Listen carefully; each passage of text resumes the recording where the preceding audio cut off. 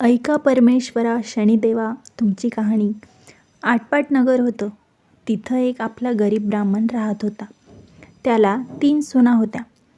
पावसाळ्या दिवशी तो लवकर उठे, सकाळी जेवी, लेकी सुनासुद्धा शेतावर जाई, धाकटे सुनेला मात्र घरी ठेवी. याप्रमाणे आपल्या नित्यप्रमाणे शेतावर गेला. जाताना घरी सुनेला सांगितलं, मुली मुली, आज शनिवार आहे. माडीवर जा, घागरी मडक्यात काही दाणे पहा, थोडेसे काढ, दळून त्याच्या भाकऱ्या कर, केनी करडूची भाजी कर, तरड्याचं बी वाटून ठेव. सुनेनं बरं म्हटलं. माडीवर दाणे पाहू लागली. अर्ध्या भाकरीपुरते दाणे निघाले. तेवढेच तिने दळले. त्याच्या लहान लहान भाकऱ्या केल्या. केनी कुरडूची भाजी केली. तेरड्या टाकळ्याचं बी वाटलं नि सासू सासऱ्यांची वाट पाहत बसली. इतक्यात शनिदेव आले. शनिदेवांनी कुष्ट्याचं रूप घेतलं होतं आणि ते म्हणाले, बाई बाई, माझं सर्व अंग ठणकत आहे. माझ्या अंगाला तेल लाव. ऊन पाण्यानं अंघोळ घाल. घरात गेली. 4 तेलाचे थेंब घेतले. त्यांच्या अंगाला तेल लावलं. वाटलेलं बी लावून ऊन पाण्यानं अंघोळ घातली. भाकरी खाऊ घातली. त्याचा आत्मा थंड केला. तसा कुष्ट्यानं तिला आशीर्वाद दिला. तो काय दिला, तुला काही कमी पडणार नाही असं सांगितलं. आपलं उष्ट वळचणीला खोचलं. शनिदेव अदृश्य झाले. काही वेळाने घरी सासू सासरे दीर जावा आल्या. त्यांनी सर्व तयारी उत्तम पाहिली. संतोषी झाली. आपल्या घरात तर काही नव्हतं, हे असं कशानं आलं म्हणून आश्चर्य करू लागले. दुसऱ्या शनिवारी ब्राह्मणानं दुसऱ्या सुनेला घरी ठेवलं.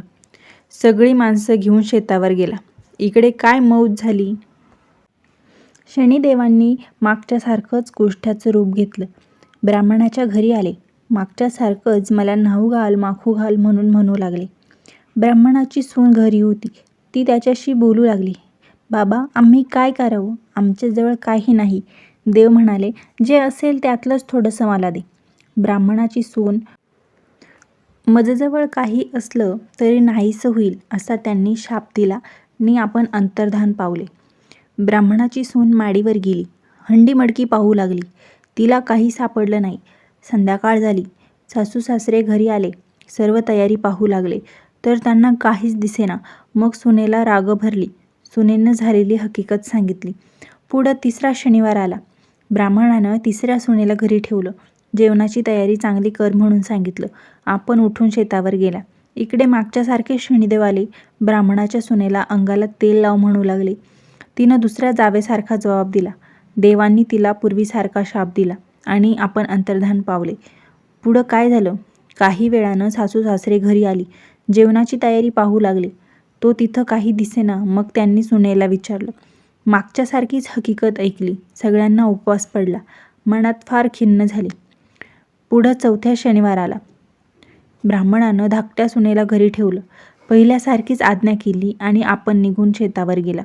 इकडं शनिदेवानं काय केलं, गलित कुष्ट्याचं रूप घेतलं. ब्राह्मणाच्या घरी आणणार सुनेला म्हणू लागला, बाई बाई, माझं अंग ठणकत आहे, त्याला थोडं तेल लाव. तिनं बरं म्हटलं. अंगाला तेल लावलं. ऊन पाण्यानं अंघोळ घातली. भाजी भाकर खायला दिली. त्याचा आत्मा थंड झाला. तेव्हा देवानं तिला आशीर्वाद दिला.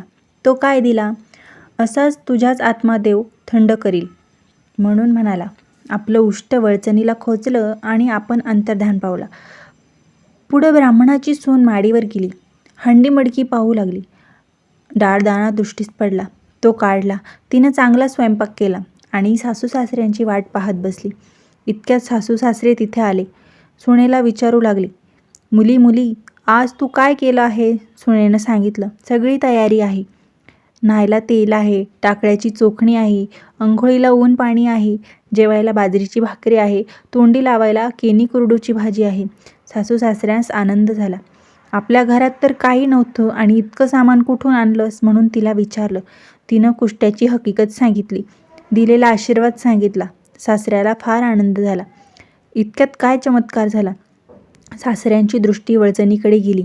तिथं काही खोसलेलं दृष्टीस पडलं. त्यांनी ते सोडून पाहिलं तर ते पत्रावळीवर हिरेमोते दृष्टीस पडली. सुनेला दाखविले. ह्याच पत्रावळीवर तो कुष्टी जेवला म्हणून तिनं सांगितलं. सासरा म्हणाला, देवानं मुलीला आशीर्वाद दिला. पुढं दुसऱ्या सुनास हकीकत विचारली. त्यांनी 2 वेळा आला होता म्हणून सांगितलं. आम्ही त्याला काही दिलं नाही. त्याचा त्याला राग आला. नंतर त्यानं तुमच्याजवळ काहीच नसेल म्हणून सांगितलं आणि त्याच दिवशी हंड्यामडक्यामध्ये दाणे नाहीसे झाले. म्हणून 2 शनिवार आपणास उपवास पडला. पुढं सासूसासऱ्यांनी शनिदेवाची प्रार्थना केली. मुलीला आशीर्वाद दिला व नेहमी शनिदेवाची पूजा करू लागली. जसा शनिदेव त्यांना प्रसन्न झाला तसा तुम्हा आम्हा होवो ही 60 उत्तरांची कहाणी 5 उत्तरी सुफळ संपूर्ण. शनी महाराज की जय.